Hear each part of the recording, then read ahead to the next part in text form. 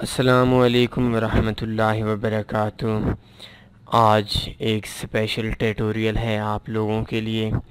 कोशिश कीजिएगा इसको पूरी तरह सुनें भी सही, समझें भी सही।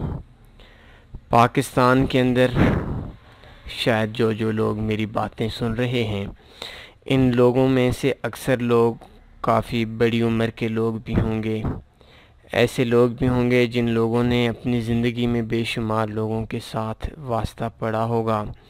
मैं आज आपको अपने फीलिंग्स बताऊंगा और कोशिश करूंगा कि बात आपको आसान अल्फाज में समझ में आ जाए। पाकिस्तान के अंदर खुद देखा है, लोगों से सुना है, इंडिया की भी शायद यही सिचुएशन होगी, बाकी मुल्कों की भी। लेकिन बात पाकिस्तान से शुरू करेंगे। 90% लोग हीरे हैं। आप सोच रहे होंगे कि हीरे क्या हो गया, हीरों को क्या हो गया। पाकिस्तान के अंदर 90% लोग ऐसे हैं जो इंतहाई अच्छे हैं।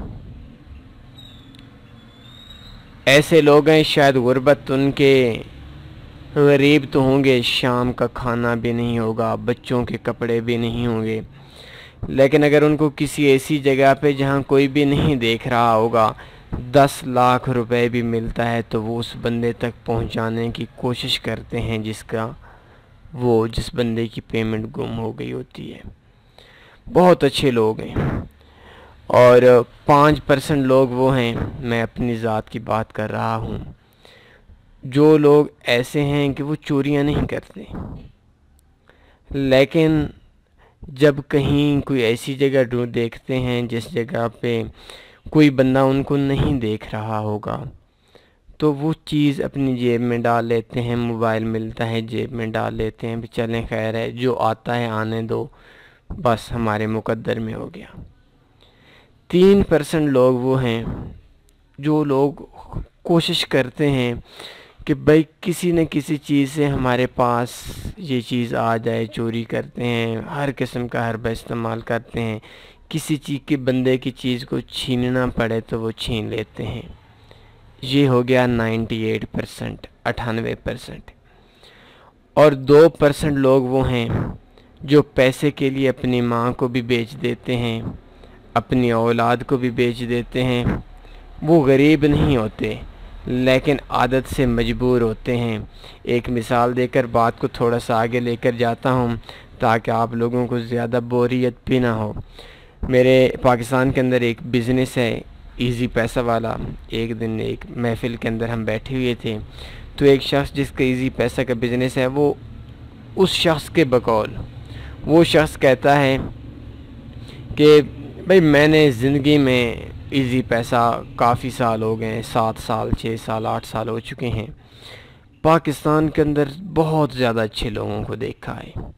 एक बार वो बता रहे थे कि 2500 रुपये एक बंदे के मोबी कैश अकाउंट में करना था, बस 25,000 एक ज़ीरो फालतू लग गया। बंदा चला गया, आधे घंटे के बाद देखा यार क्या हो गया, 2500 करना था, 25,000 22,500 रुपये का इंजेक्शन। उस बंदे को जानते भी नहीं थे, जिस बंदे ने आकर इजी पैसा कराया, मोबी कैश अकाउंट में कराया था, उसको भी नहीं जानते थे जिस बंदे ने मोबी कैश जिसके अकाउंट में गया था। खैर क्या हुआ, उस बंदे को फ़ोन किया, नंबर तो वो आ रहा होता है कि इस बंदे के नंबर पे आपने 25,000 भेज दिया है। उसको कॉल की, उस बंदे ने ये भी नहीं देखा कि यार ये बंदा कौन है, कैसा है, और भेज दिए हैं। अभी कोई भी कानूनी तरीका नहीं है, कोई भी ऐसा वे नहीं है कि ये बंदा हमसे वापस ले सकता है। उसने उसी टाइम 25,000 वापस कर दिया। उस दुकानदार ने कहा नहीं भाई 25,000 आपने वापस नहीं करना था, 2500 रुपये आपने कहा उन भाई ने मुझे दिया था, वो सेंड कर दिया। एक दो और वाक़या बता रहे थे कि एक बार ऐसा हुआ कि हमने एक इजी पैसा एक ट्रांजैक्शन पे दूसरी बार ट्रांजैक्शन नहीं हो सकती, मतलब एक बार पैसे रिसीव हो जाएं दूसरी बार दूसरी दुकान पे चला जाए तो वो रिसीव नहीं हो सकते। एक बार ऐसे ही हुआ कि एक बंदे ने पेमेंट रिसीव कराने के बाद दूसरी बार आ गया, उसने पेमेंट, वो जो इजी पैसा वाला था उसने पेमेंट रिसीव की, आखिर में एरर आया, उसने ख्याल नहीं किया और 6-7 हज़ार रुपया था वो उसने उस बंदे को दे दिया। नहीं इल्म वो कौन था, कहाँ था, किसकी पेमेंट थी। शाम को वो बंदा आया जिसने 7,000 रिसीव किए थे, कि उसने कहा कि भाई ये तो मेरे भाई ने फ़लाँ जगह से रिसीव कर दिया था, आपने कैसे कर दिया, पेमेंट वापस कर दी। इस तरीके से बेशुमार वाक़यात मिलते हैं, लोग देखते हैं। बहुत अच्छे लोग हैं, मैंने आपको बताया। और ऑनलाइन शोबे में भी मैंने देखा है, बहुत ज़्यादा लोगों से इंजेक्शन भी खाए हैं, और अच्छे लोग भी बहुत ज़्यादा मिले हैं, आपकी सोच से भी ज़्यादा अच्छे लोग मिले हैं। लेकिन ओवरऑल देखा जाए तो पाकिस्तान में जो मेरा थोड़ा सा जहन है, 90% लोग बहुत अच्छे लोग हैं। सिर्फ अच्छे नहीं, बहुत अच्छे लोग हैं। उनको रिश्तों की कीमत होती है, और शायद वो किसी को नहीं जानते, उसके बाद भी वो पेमेंट वापस कर देते हैं। 5% लोग मैंने कहा कि बस कहीं से मिल जाए तो ले लेते हैं, चोरी नहीं करते। और 3% लोग वो हैं जिनकी ख्वाहिश यही होती है कि कहीं ना कहीं से माल मिल जाए, हम हड़प कर जाते हैं। और 2% लोग वो हैं जो अपने पैसे के लिए, ये 1% लोग वो हैं जो लोग पैसे के लिए अपनी माँ और बहनों को भी बेच देते हैं, बेटियों को भी बेच देते हैं। आज हमारा टॉपिक है dangerous scamming through broker account managers. मैं थोड़ा सा आप लोगों के लिए कर रहा हूँ, तन्नी फारेक्स आप लोगों के लिए कर रहा है। एक बहुत बड़ी दुश्मनी हम डाल रहे हैं। हम इस बात का एहसास है कि हमारे साथ, हमारे प्लेटफार्म के साथ ये क्या कुछ हो सकता है, लेकिन कुछ हक़ाइक़ ऐसे हैं अगर हम आपको नहीं बताते, शायद ये हमारी आपके साथ मुखलिसाना रिश्ता नहीं होगा। इंशाल्लाह जो भी बोलेंगे सच बोलेंगे। तो जो अकाउंट मैनेजर्स हैं, मुझे लगता है ऐसे है 90% लोग जो अकाउंट मैनेजर हैं, इन कंपनियों ने चुन चुन कर पाकिस्तान के अंदर से वो लोग तलाश की हैं जो 2% हैं। मतलब ये हुआ कि ये ऐसे लोग हैं जो पैसे के लिए, कंपनी के लिए अपनी माँ और बहनों को भी बेच देते हैं। लफ्ज़ थोड़ा सख्त है, नाराज़ ना होना, अंदर का एक दर्द है। हालात देखे हैं, क्या कहूँ, आप लोगों से बढ़कर कोई भी रिश्ता नहीं है। लेकिन ये एक हकीकत है कि इनमें से 90% लोग ऐसे हैं जो, ये पाकिस्तान हमारा है, इंडिया वालों का है। जिस इलाके के अंदर कोई बंदा रहता है वो उसकी धरती माँ होती है। तो लाजमी सी बात है जो उस बंदे को अपने धरती माँ के साथ गद्दारी करता है, वो एक किस्म का अपनी माँ को बेच देता है। और ये अकाउंट मैनेजर 90% वो लोग हैं ऐसे। मैं अल्फाज शायद मेरे पास मिल नहीं रहे कि मैं इनको क्या कहूँ, लेकिन ये अपनी माँ और बहनों को बेचने वालों की मैंने जो मिसाल दी, 1-2% लोग हैं, शायद इनमें 90% लोग वो हैं। ये आपके मुखलिस नहीं हैं। मैं आपको एक छोटी सी मिसाल देता हूँ कि हमारे साथ क्या होता है। आपको पता है कि तन्नी फारेक्स का प्लेटफार्म पाकिस्तान का सबसे बड़ा प्लेटफार्म है, और ब्रोकर्स के हवाले से शायद एशिया में, मैं फ़र्स्ट तो नहीं कह सकता, मेरे इल्म में नहीं है, लेकिन टॉप 3 के अंदर होगा। पूरे एशिया की बात कर रहा हूँ। तो क्या हुआ, मैं लास्ट रमज़ान की एक छोटी सी मिसाल आपको देकर इस बात को थोड़ा सा क्लोज़ करता हूँ। एक हमारे कुछ लोग, 2 बंदे लाडले होते हैं, आपके भी कुछ ऐसे रिश्ते होते हैं जिनकी बात नहीं टाल सकते। शाम का वक्त था, मैं हमारे तन्नी फारेक्स के ग्रुप के एक बंदे हैं, उनका एक कोई दोस्त था, पठान था, पाकिस्तानी था, एक ब्रोकर के अंदर काम करता था। क्या हुआ, मुझे कॉल की कि भाई इस बंदे, ये फ़लाँ कंपनी का अकाउंट मैनेजर है, इस बंदे से आपने बात करनी है और कंपनी में काम के हिसाब से कोशिश करनी है, काम करें। तो एक्सपीरियंस लोग हैं, काफ़ी अरसा हो गया है हमें भी। तो मैंने उनसे कहा कि भाई काम तो पॉसिबल नहीं होगा। आज से 4 साल पहले कंपनी ने फ़लाँ बंदे के साथ फ़लाँ फ़राड किया, जो मेरी एजुकेशन में थी। मैंने कहा फ़लाँ फ़राड किया। वो कहता है मैंने उनसे कहा था, जो हमारे तन्नी फारेक्स से जिन्होंने सिफारिश की थी, कि लेकिन वो तो नहीं मानते कि हमने फ़राड नहीं किया। आप ऐसा करें, काम नहीं करना ना करें, लेकिन इनसे एक बार बात तो करके देखें, मेरे शायद उनके कोई ख़ास ताल्लुक़ होगा। फिर मैंने कहा ठीक है, बात कर लेते हैं, उनको मेरा नंबर दे दें, मैं कॉल टाइम बता दें, मैं जब फ्री होऊंगा तो उनसे बात कर लूँगा। क्या हुआ, मुझे कॉल आई, और कॉल आने के बाद मैंने कहा हाँ भाई फ़लाँ तुम्हारा कंपनी का CEO फ़लाँ है, फ़लाँ CEO है, फ़लाँ पे सीट पे, उनसे हमारा पता कर लें तन्नी फारेक्स क्या है, और फ़लाँ साल पे आपने फ़लाँ बंदों के साथ इतने करोड़ डॉलर का आपने स्कैमिंग की थी। कहते हैं हाँ की थी। जो बंदा किसी वो हमारे से नहीं मान रहा था, एक लफ्ज़ का कहाँ की थी, लेकिन अब नहीं कर रहे।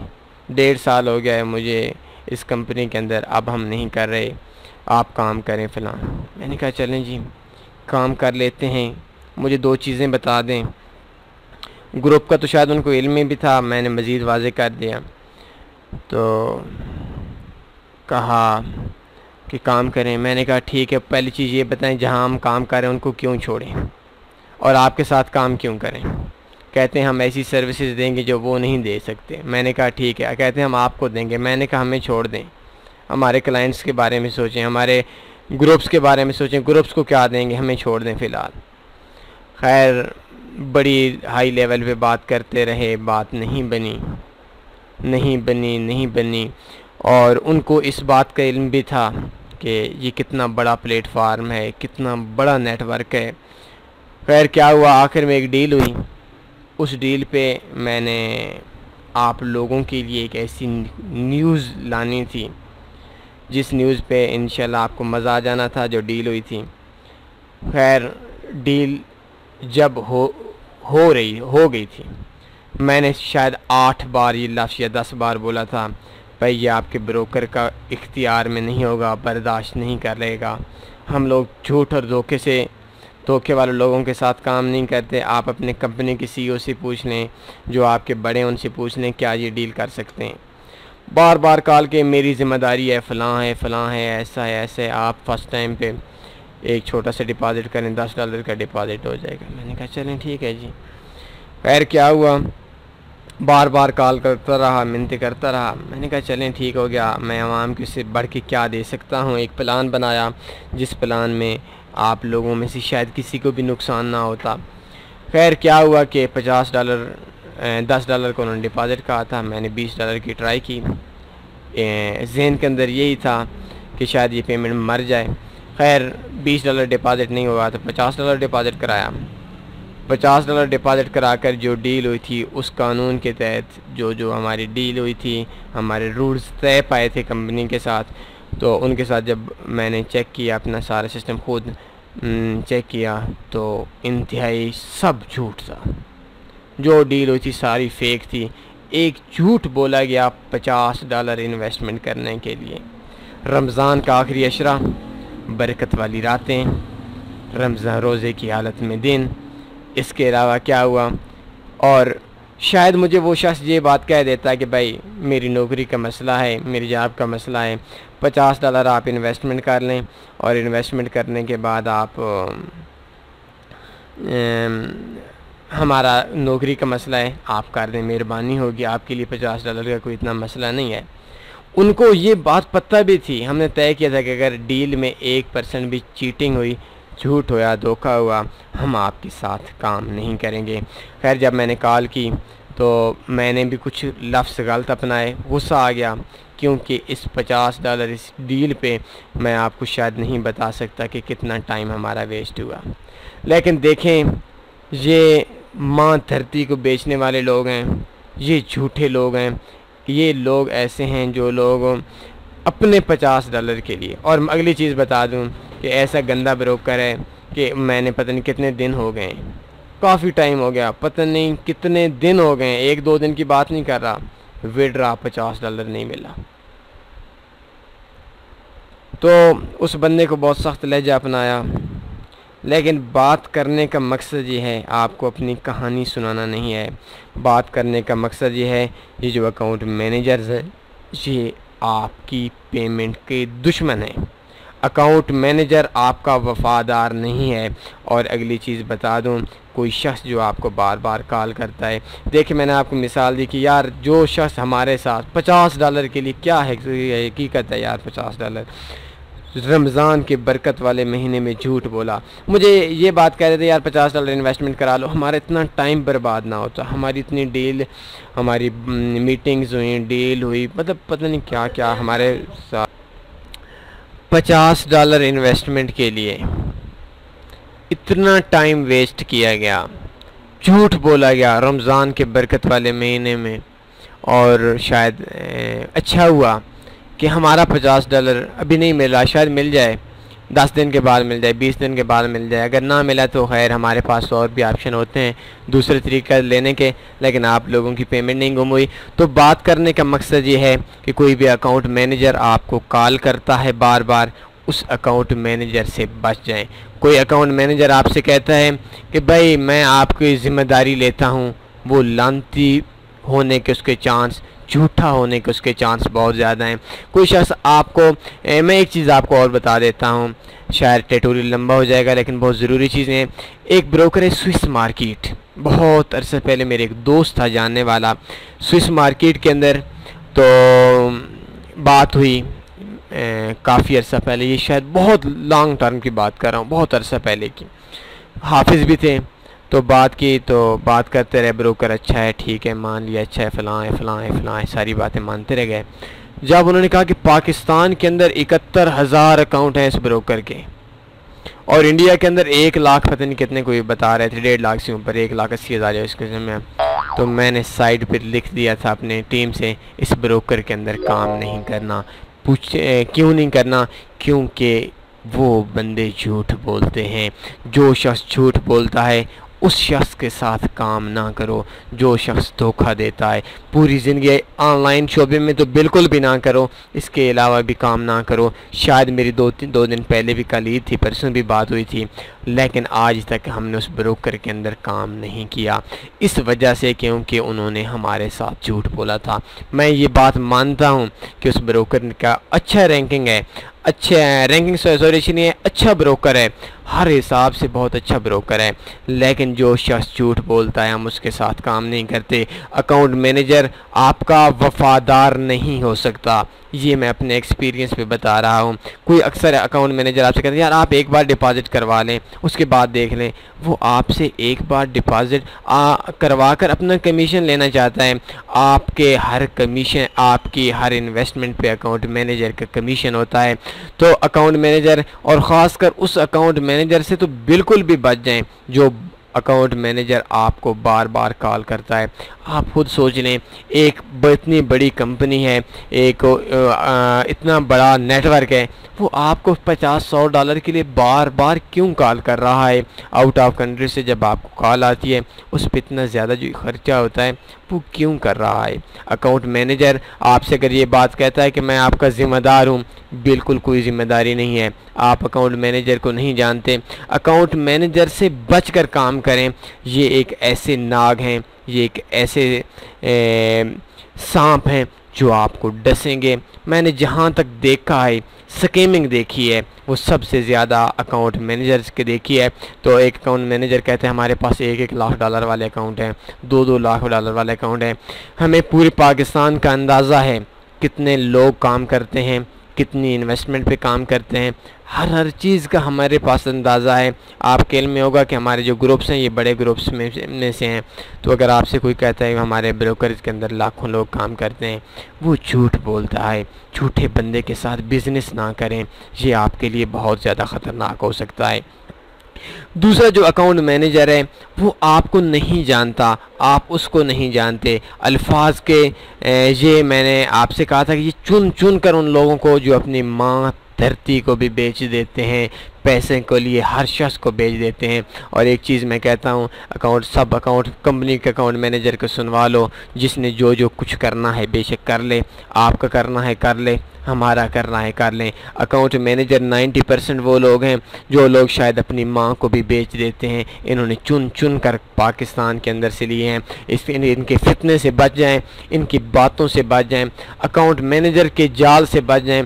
पता नहीं क्या क्या कुछ कह देंगे। झूठ बोलना इनका शेवा बन चुका है। अल्फाज के जादू में आपको ऐसा फंसाएंगे आप शायद निकल नहीं सकेंगे। ये ऐसे आपको बना देंगे कि शायद फॉरेक्स एक मशीन है, उस मशीन से आप पेमेंट निकलवाते रहें। जब आप उनका मसला बनेगा तो वो आपकी कॉल नहीं उठाएंगे। जो लोग हमारी कॉल नहीं उठाते, हमारा इतना बड़ा नेटवर्क होने के बावजूद भी जो लोग हमारे साथ चीटिंग करने से नहीं रहते, तो वो लोग आपके साथ क्या करेंगे। तो अकाउंट मैनेजर आपके लिए ख़तरनाक है, अकाउंट मैनेजर आपका वफ़ादार नहीं है, अकाउंट मैनेजर कंपनी का वफ़ादार है, अकाउंट मैनेजर आपके पेमेंट का दुश्मन है, अकाउंट मैनेजर एक ऐसा सांप है जो सांप अपने बच्चों को भी डस लेता है। शायद ये उस सांप से भी ज़्यादा जहरीले सांप हैं जो सांप अपने माँ को भी डस लेता है, अपने बहन भाई को भी डस लेता है। अकाउंट मैनेजर एक ऐसी ज़्यादातर ऐसे गंदे लोग बैठे हुए हैं जो लोग अपने 10 रुपए के लिए आपके 1000 रुपए के दुश्मन बनेंगे। आप इनकी फितने से बच जाएं। अगर आप ये समझते हैं कि अकाउंट मैनेजर आपकी पेमेंट की हिफाजत करेगा, शायद ये बात नहीं होगी।